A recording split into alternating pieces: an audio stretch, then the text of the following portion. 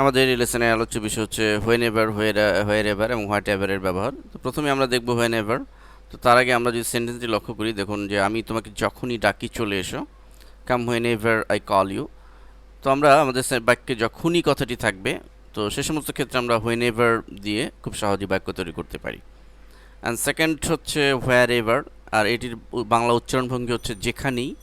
তো আমরা যেখানেই কথাটি যেখানে আমরা পাবো, যেমন মামুন যেখানেই থাকুক আমি তাকে সাহায্য করব, I will help Mamun where ever he lives.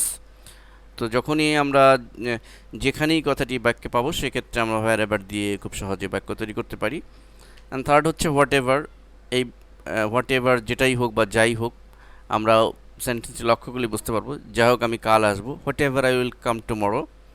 তো এই যা হোক বা যেটাই হোক, এ ধরনের কথা আমরা যেখানেই থাকবে আমরা হোয়াট এভার দিয়ে সেন্টেন্স তৈরি করতে পারি।